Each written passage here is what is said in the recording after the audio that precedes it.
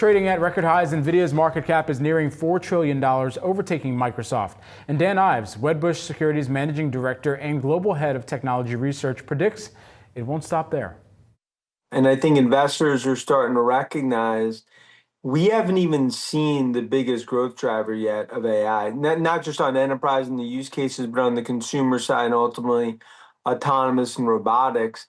And in my view, it's not just 4 trillion. I mean, we're going to be looking at a $5 trillion market cap in Nvidia. And here with more on the catalysts continuing to push Nvidia stock higher, we've got Yahoo Finance tech editor Dan Halley. Dan, what do we know? Yeah, Brad, there's a number of things going on here. First, I want to shout out Dan Ives for that New York Mets pillow in the background. But there's a number of things going on around NVIDIA that are really helping to power the stock. And let's just start off with the big one, and that's the continued investment from hyperscalers in their data centers. So we've heard more about things like the Project Stargate from OpenAI, as well as Oracle. NVIDIA is a big part of that. Microsoft continues to purchase these GPUs, Google, Amazon, Meta, XAI, they're all gearing up and buying these and continuing to do so. And that's despite the fact that we were talking earlier in the year about the tariffs potentially having an impact on the build out. Maybe they will, maybe they won't change their path, but they seem to just be continuing to move forward and spending. One of the other things that's worth pointing out is sovereign AI. That's something that Project Stargate in Saudi Arabia is part of. When you look at how NVIDIA was received at GTC Paris, a lot of talk about sovereign AI and getting Europe's AI up to a caliber similar to what you can see around the US and China. So a lot of countries are leaning further into the idea of having their own sovereign AI, not necessarily relying on the AI capabilities of other countries. There's also the broader push towards powering inferencing. At first, when the big kind of generative AI boom kicked off with ChatGPT, it was all about training. And that's basically teaching these models what to do, what they'll predict next, how to write, based on millions of books, generate images, things along those lines. Now it's about inferencing. It's about taking those models and putting them to work. And so the original thinking was, well, the training uses a lot of power. You need heavy-duty GPUs for that, not inferencing. The opposite's proven to be true, where you need those heavy-duty GPUs to continue to power the inferencing because it provides a better answer and better response from those bots. And then the last thing is NVIDIA's continued belief in physical AI. Now, that means basically robots, and that includes self-driving cars. And so they have a large footprint there in the self-driving car space, but then also Jensen has been pushing this idea of actual robots working side by side with people in factories at first, and then down the line in the future, maybe having them in your home. That's not going to come for quite a while, but NVIDIA's well positioned here because A, they have a small computer that they can use that powers some of these robots. I've seen a number of them in person. The other is that they have the capability to train them up. So using a virtual world where they teach the robot how to kind of get around and then implement that into the actual robot in the real world. So going from virtual to real and then sorting out the bugs from there. So there's a lot of positives around NVIDIA. Obviously, since it's such a big name stock, there will continue to be ups and downs, but this is why it seems to be on that upward trajectory generally. And so that upward trajectory, a lot of the analysts that are covering the name believe that it could be the first company and be on the it's in the pole position essentially to get to $4 trillion. So we've even heard upside of $6 trillion from some of the most bullish calls out there on Wall Street. What do you think the broader kind of analyst consensus is really settling around right now, Dan? I think it's really the fact that, look, NVIDIA is still the go-to for these kind of capabilities, right? They're the ones that build these GPUs, and the ones that offer the software that are being used most often. And yes, there are competitors. AMD is continuing to develop and kind of work to catch its stride alongside NVIDIA. We have NVIDIA's own customers, Microsoft, Amazon, Google, working on and deploying, already using their own AI chips. The thing is, while they may use their AI chips, their customers, their cloud customers, still want access to NVIDIA's GPUs. And so they have to offer NVIDIA GPUs to ensure that their customers are getting what they want and continue to return. So I think that's where a lot of that kind of exuberance around NVIDIA comes from, is they are still the chip leader, despite the fact that there are continuing threats and growing threats from not just their ordinary competitors, but the people that they actually sell directly to. And by the way, just quickly, NVIDIA's also doing the flip side of that. Cloud providers allow you to get access to NVIDIA's GPUs. NVIDIA's also working with companies to provide cloud access to its hardware as well. So it's kind of like, look, we're business partners, we're pals, but at the end of the day, we're working out for ourselves. Tesla's latest sales numbers due out soon. The EV maker contends with continued demand weakness and brand issues surrounding CEO Elon Musk's time working for Doge under President Trump. Here with what to expect from the numbers, we've got Yahoo Finance senior autos reporter Pras Subramanian. Pras, what do we know? Hey, Brad. So another rough quarter for Tesla's core auto biz is sort of expected for Q2. So looking at the expectations as tabulated by Bloomberg, expecting around 395,000 deliveries for Q2. That's down 11% from a year ago. Production of around 405,000 also down. This is the new Model Y is on sale in most territories in the world. But this shouldn't be seen as a surprise, right? These lower numbers. We've seen weakness in Europe in April and May.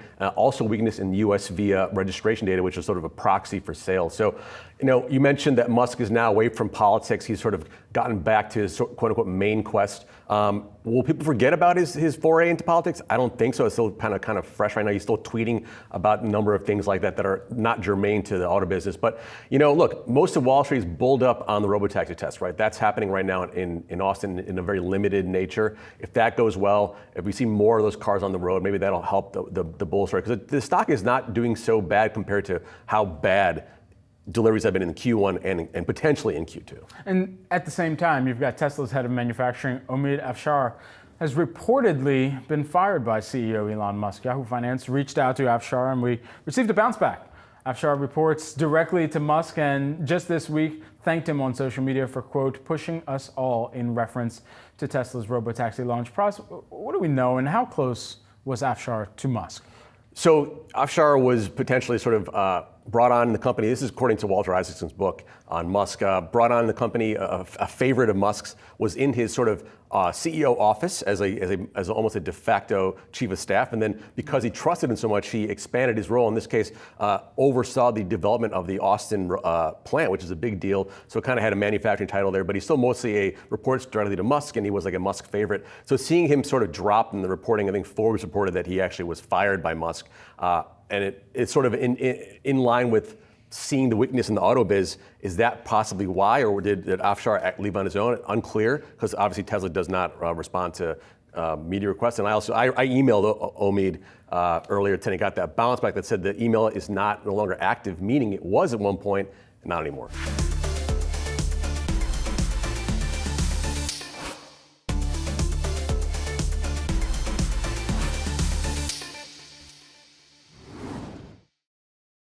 Let's take a look at the AI trade. It's booming right now. Nvidia shares hitting an all-time high in the stock on an upward swing since its strong earnings report in May, seeing a big turnaround from earlier this year. Joining me now, we've got Dan Ives, Wedbush Securities Managing Director and Global Head of Technology Research. Dan, great to have you on the program with us. We saw strong third quarter results from Micron, boosted by AI demand. So how does this factor into the broader AI trade and add just another thought in the frame of mind for some of the Nvidia investors out there as well?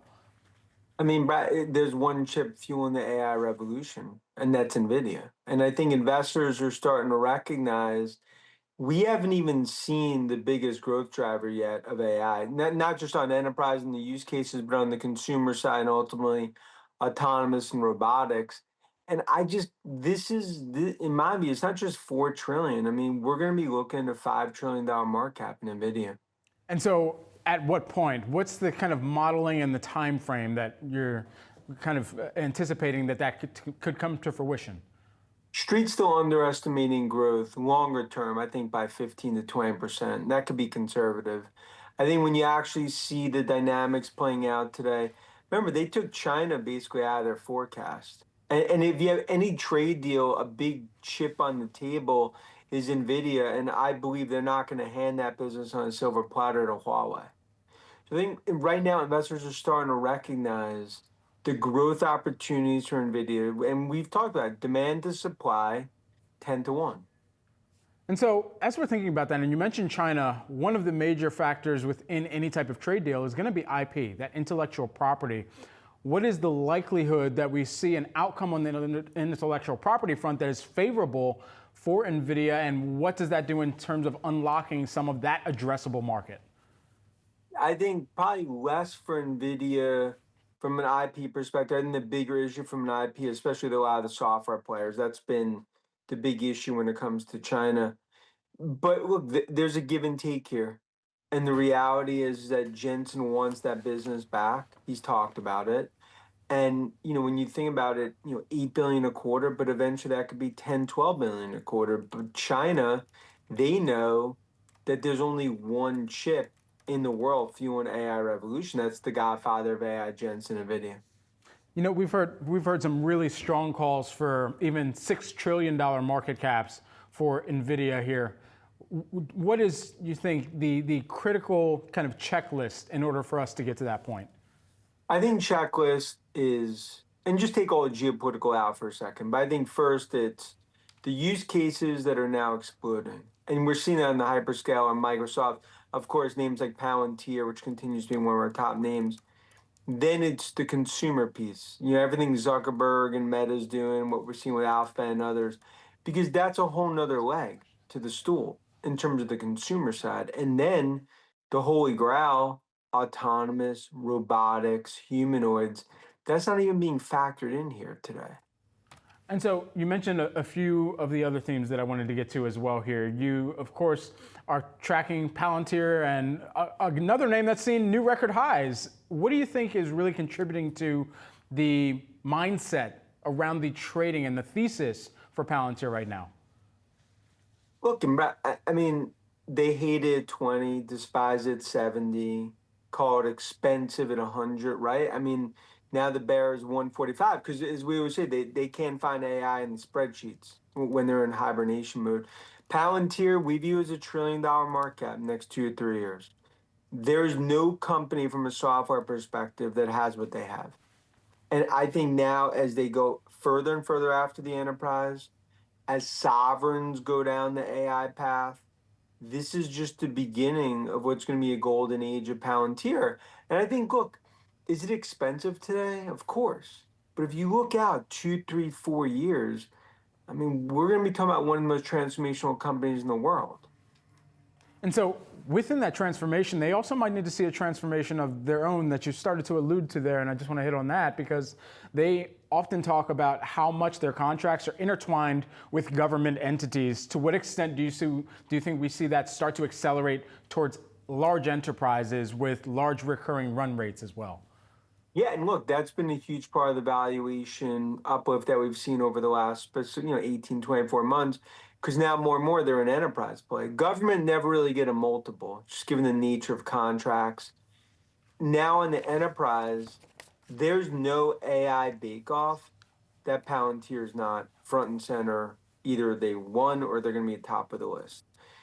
And I think that's really been the difference maker is on the enterprise, and investors recognizing they're one of the biggest disruptive technology companies in the world, along with Nvidia, along with Tesla, and I think this is just the beginning of that next chapter.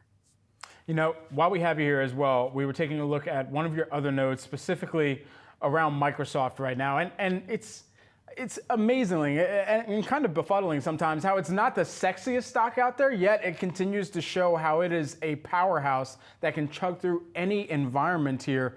So as we're thinking about how Microsoft can differentiate itself within an era where they've already been early investors in generative AI and trying to figure out where they need to further entrench some of their market positioning there, what do you think is the next critical leg that Microsoft needs to implement in order to see that realized within their results?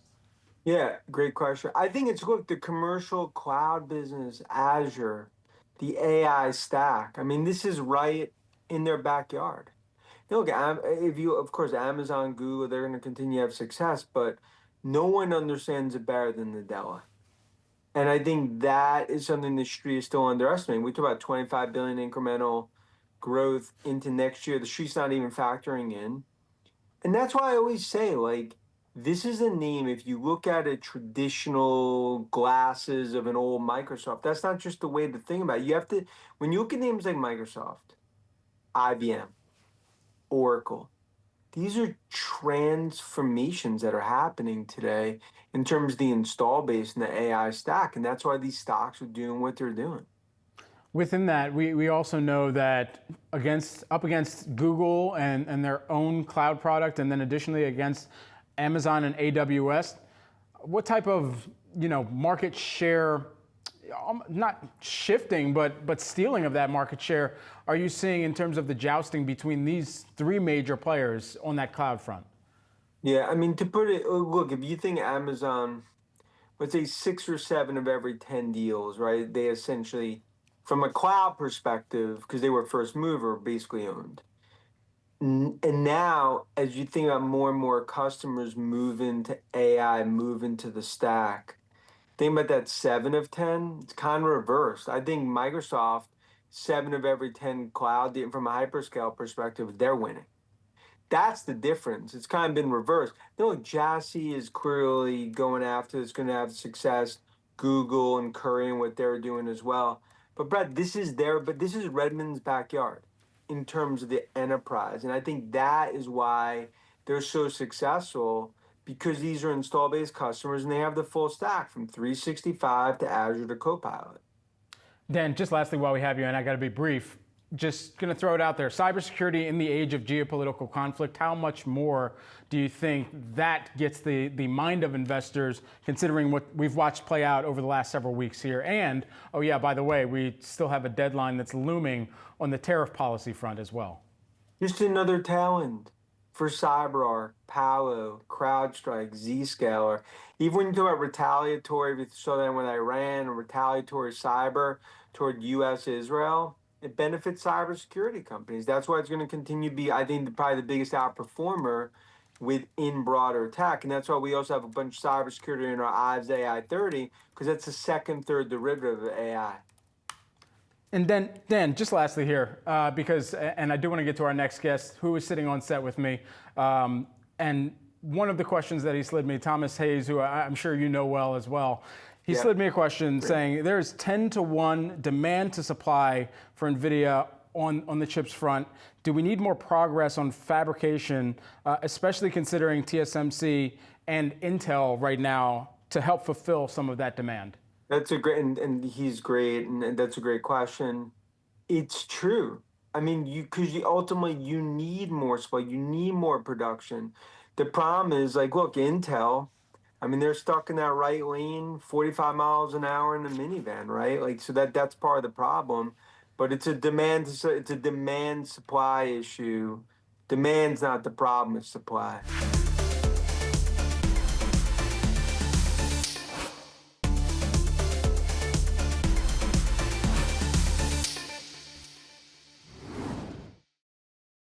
Joining me now, we've got Thomas Hayes, who is the Great Hill Capital Chairman and Managing Member. Thomas, great to have you here on set with us today. Great to be with you, Brad. Absolutely. I had to try and squeeze your question in with our previous guest, Dan Ives, but I got to know as well, since you're also very closely tracking this space in AI, how are you looking at AI and how it's playing into the broader market rally right now?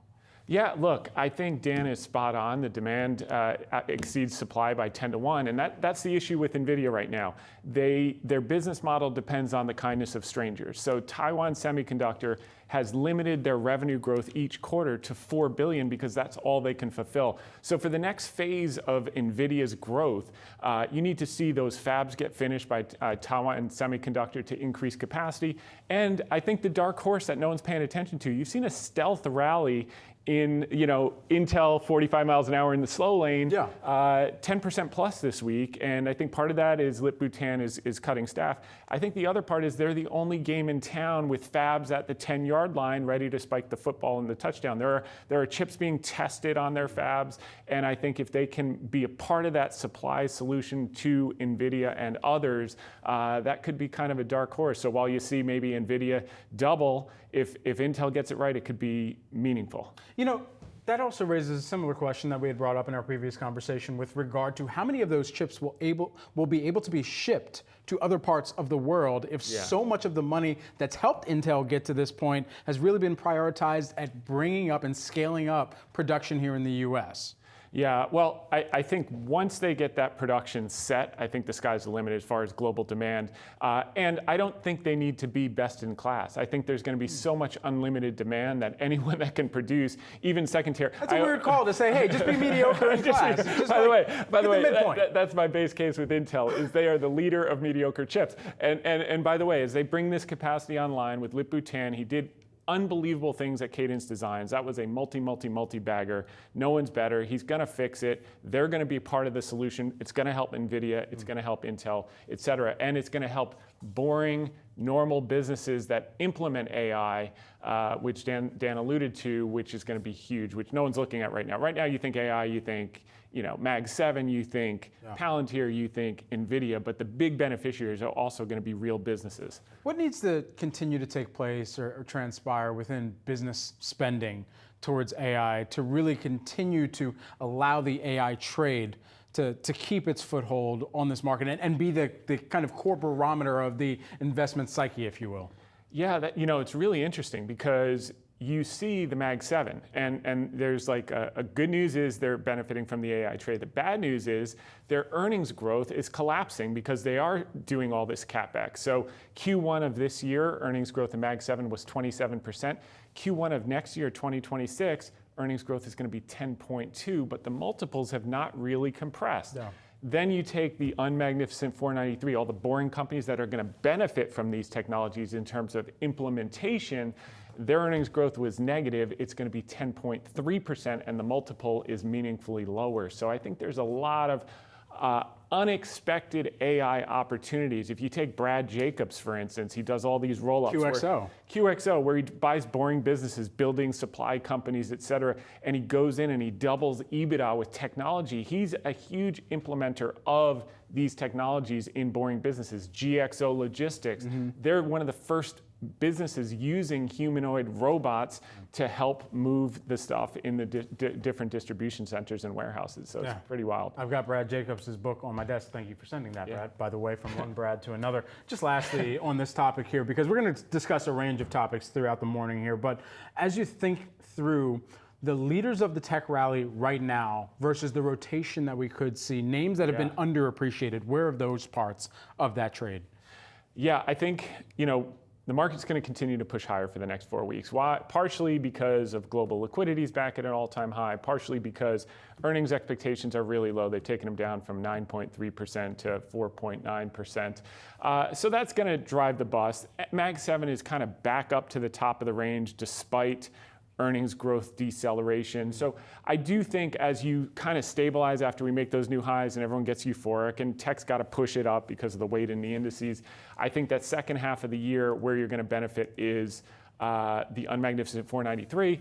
But it's interesting, I'm looking at today, small caps are outperforming the NASDAQ. So Russell 2000 outperforming the NASDAQ, outperforming the Dow Jones, outperforming the S&P 500.